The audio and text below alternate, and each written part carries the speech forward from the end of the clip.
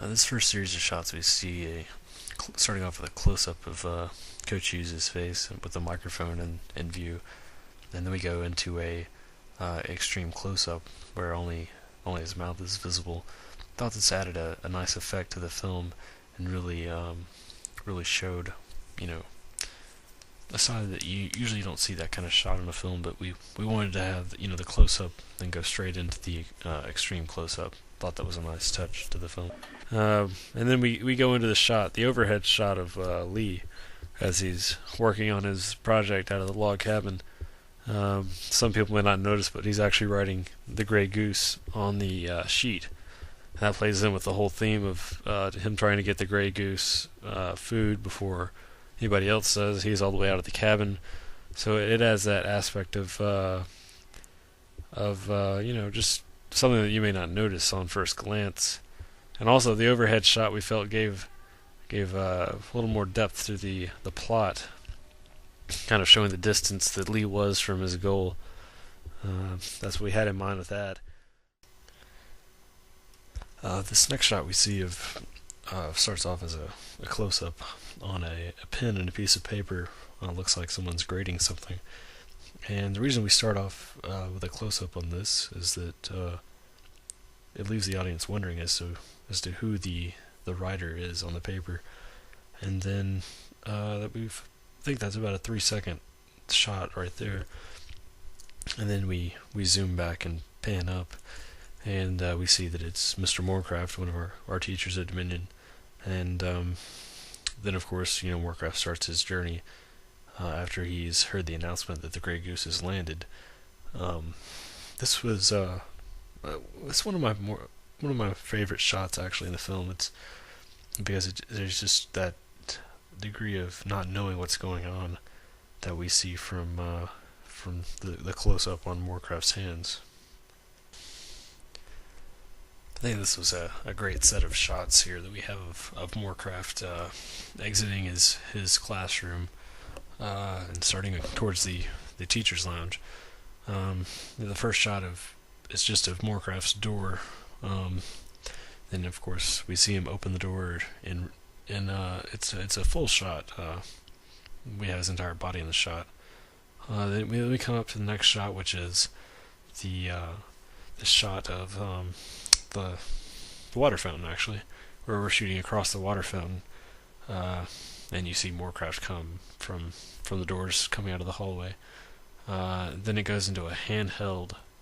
Actually, right before that, there's a pan and a tilt also, panning out to Morecraft goes into a medium shot there, and then we start the handheld shot, which follows him all the way to his destination at the teacher's lounge.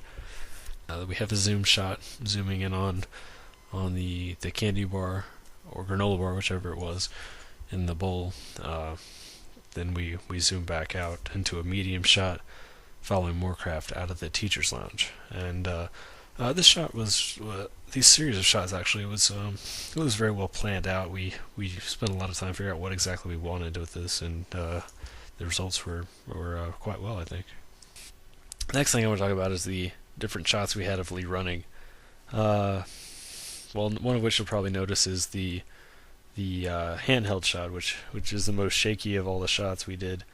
It's that shot's a little bit hectic, but we wanted that feel. We wanted, the feel of, this doesn't seem normal. Something is, this seems a little bit too fast. Maybe we thought that it gave that effect to the film, and the dolly shot.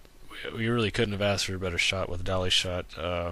We filmed it with a vehicle traveling alongside of Lee, and I think that really turned out well for us. And also the series of shots as he's entering the door really played into the film really well, I thought. We have the low angle shot, we have the overhead shot, and also we had the shot of just looking straight up where you see Lee actually jump over the camera. And I think that really showed some emotion in the film. It showed, how hard Lee was striving for this object. And also when we see Lee coming across the lobby and just knock over TJ, that really shows, he's in this for the long haul. It really showed his determination. And then the final series of shots, I think there was about three of them, of where Lee is arriving at his destination, finding that there is actually no food left. Where we have the shot over the shoulder, then through the coffee pot, which is my favorite shot in that whole segment.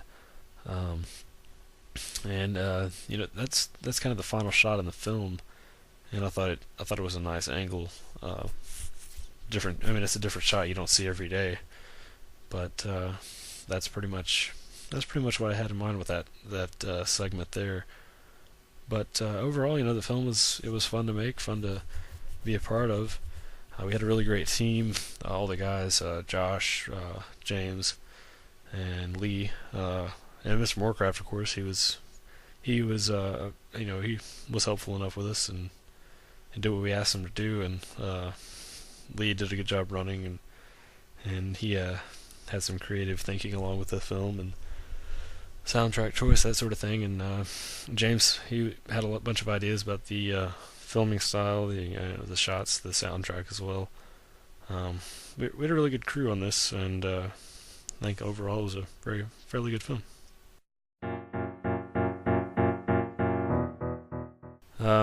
The audio in this film really played into it a lot.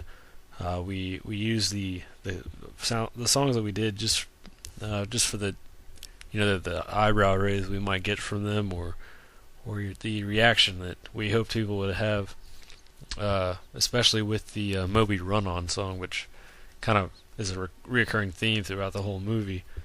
It actually played in quite well. We didn't plan for it to play such a key role in the film, but we tried it out and it worked, so we just stuck with it.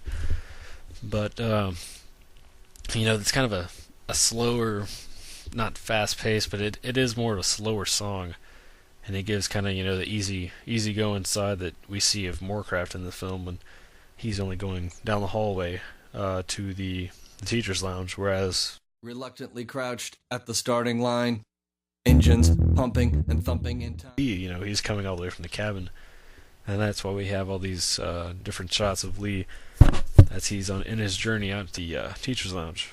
But for Lee, we had the more fast-paced songs, and Moorcraft we had the Run-On, and that really, I think that's a really good choice of songs actually for this film. It really shows the stark contrast that the two were taking in their journeys to the teacher's lounge.